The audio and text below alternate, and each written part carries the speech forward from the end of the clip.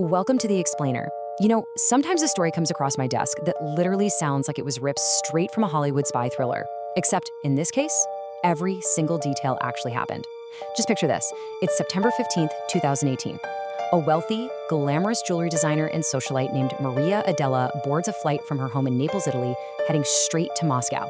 Now, she was known to travel the world for her high-end artisan business, so nobody really batted an eye. But here's the hook. She never came back. She simply vanished into thin air. So let's just dive right into this because it gets crazy fast. Maria Adela completely abandoned her life. She left her luxury apartment packed with belongings, abandoned her supposedly thriving jewelry boutique, and literally just stopped replying to all her friends' messages. She left behind exactly one cryptic Facebook post claiming she was going in for long-term cancer treatment. But there was one extremely unusual detail about her sudden departure. According to a close friend, she left almost everything behind, but she took her cat, Louisa. And as we're going to see, that seemingly minor detail, taking the cat, it actually became the absolute crucial clue in unraveling this entire mystery. So where did Maria Adela go? What actually happened to this glamorous Peruvian globetrotter? Well, get ready for a jaw-dropping reality check. The woman known to her wealthy Italian friends as Maria Adela didn't actually exist. For over a decade, this charismatic socialite had been a deep-cover Russian spy working for the GRU, which is Russia's military intelligence agency. She was hiding in plain sight the entire time. Now, to really understand how she pulled this off, we have to look at how espionage actually works. You might be familiar with traditional legal spies. They're sent overseas under diplomatic cover, working out of embassies. If they get caught, they have diplomatic immunity. But Maria Adela? She was part of Russia's deep cover illegals program. These illegal spies have zero official ties to the Russian government. They're planted into Western society with completely fabricated pasts, fake nationalities, fake family histories, fake educations. If they are discovered, there is no safety net. It's exactly like the TV show The Americans, but playing out in real life, right in the heart of modern Europe. But wait, if her cover was so deep, why did she suddenly flee in 2018? Well, the catalyst actually wasn't something she did wrong in Italy. It was a massive blunder by Russian intelligence back home. Earlier that year, investigative journalists uncovered the identities of the Russian operatives behind the Skripal poisoning in England. And during that investigation, they discovered that the GRU had lazily issued fake passports to their spies using nearly consecutive passport numbers. Once journalists found that block of numbers, dozens of active, deep-cover Russian spies around the world were burned literally overnight. And you guessed it, Maria Adela happened to have a passport in that exact numbered range. She had to run before authorities connected the dots. What is absolutely wild here is how incredibly sloppy her initial cover, her legend, actually was. Her claimed origin story was that she was born in Peru, but abandoned by her mother in Moscow during the 1980 Olympic Games, and then raised by abusive Russian adoptive parents. It sounds completely implausible, right? Well, that's because it was retrofitted on the fly. In reality, the GRU originally got her a genuine Peruvian passport in 2005 using a forged birth certificate from a small parish. But an official in Lima got suspicious and contacted the parish priest who, get this, happened to be the church's founder. He instantly knew the certificate was a fake because his church didn't even exist on the date she was supposedly born. Her citizenship was officially annulled, which forced the GRU to scramble and invent that ridiculous Moscow Olympics excuse. So, despite this completely burned Peruvian identity, Moscow Center decides to take a huge gamble. They gave her emergency Russian papers and kept her in the field. Over the next decade, she goes on this massive infiltration tour. She starts in Malta in 2009, dating the son of a rich family, moves to Rome in 2010, hits Paris in 2011, and finally settles in Naples from 2013 to 2018. Across all these cities, she was incredibly successful at cultivating wealthy, influential contacts in politics, business, and the media. Her sheer charisma completely masked her operational deficiencies. But Naples? Naples was absolutely the crown jewel of her mission. Why Naples? Because it's home to NATO's Joint Forces Command Center. She sets up her jewelry boutique there and deeply embeds herself in the local community. Remarkably, she even became the secretary of a local Lions Club charity branch, a club that was actually initially launched by a NATO officer. Through this charity, she befriended the wives of important NATO colonels and generals. She was so dedicated to recover that when the club's membership numbers dipped, she actually volunteered to pay everyone's membership fees out of her own pocket. And look, this wasn't generosity. It's a classic spy technique to identify people with financial difficulties who might be vulnerable to recruitment or blackmail. And, oh, we absolutely have to talk about her jewelry brand, Serene. This is where it gets kind of hilarious. She marketed herself as an artisan boutique jewelry designer, right? Hosting grand openings for her concept gallery with local politicians and businessmen, even getting interviewed on Italian TV. But the whole thing was entirely fake. Investigators reverse image searched the jewelry she supposedly designed and found they were literally just cheap trinkets purchased from Chinese online wholesalers. It's this absurd intersection of high-stakes international espionage and mundane reality. She even gifted some of these cheap wholesale cufflinks to the Prime Minister of Bahrain during an expo. You just can't make this stuff up. So the very day after the GRU passport blunder is published in the news, she buys a one-way ticket to Moscow and vanishes.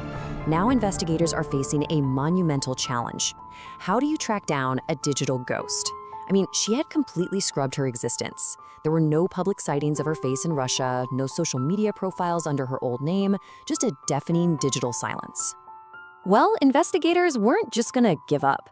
To pierce through that GRU firewall, they had to rely on 4 highly unconventional digital breadcrumbs.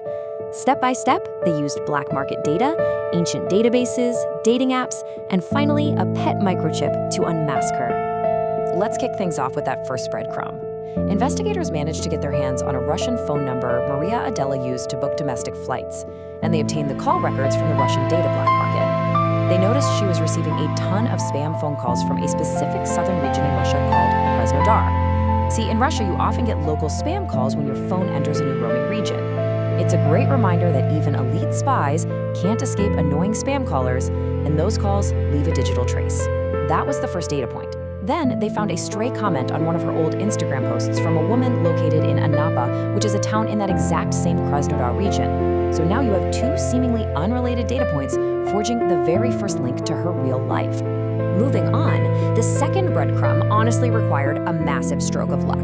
Investigators managed to find an old, searchable database of Russian passports from before 2006.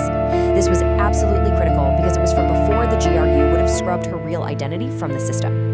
They ran a reverse face search using Maria Adela's photo and actually found a match connected to the Krasnodar region. It was a black and white photo of a much younger woman named Olga Kolobova. When investigators sent this old photo back to Maria Adela's friends in Western Europe, their reaction was completely unanimous. That was 100% Maria Adela. Now that they have her real name, Olga Kolobova, investigators tracked down her profile on OK, which is basically a Russian social media network similar to Facebook. And even though she didn't have any photos of her face up there, a spy's true personality always bleeds through eventually. The behavioral overlaps were just undeniable. Olga followed a veterinary clinic called Four Paws, proving she was a huge cat lover. She posted photos of flower bouquets with the exact same aesthetic as Maria Adela's old Instagram. And leaked car registration data showed Olga bought an Audi A3 in 2020, a brand that Maria Adela had frequently posed with during her time in Europe. But look, they still needed a current photo, right? They needed to prove beyond any doubt that Olga and Maria Adela were the exact same person. This leads us to breadcrumb 3. Honestly, this is a brilliant, astonishingly unconventional investigative tactic. Looking at Olga's phone records, they noticed confirmation codes from Tinder. Knowing Tinder serves up matches based on near vicinity location, an investigator actually created a fake profile, spoofed their phone's GPS to be within a 1-kilometer radius of Olga's Moscow apartment, and literally just started swiping. And wouldn't you know it, a few days later, bingo. This is the absolute climax of the investigation. They found a woman named Olga on Tinder, and she was using the exact same photo on her dating profile that Maria Adela had previously used on her social media pages back in Europe. It was the definitive confirmation. The Naples socialite who rubbed elbows with NATO brass and the Russian GRU operative Olga Kolobova were unequivocally the exact same person. So it kind of makes you wonder what actually happens to a highly trained, deep cover spy when their cover gets completely blown and they're forced back to Russia. Well, it turns out it's pretty bleak. Through her dating profiles, investigators saw that she was setting up dates and chatting with men all day.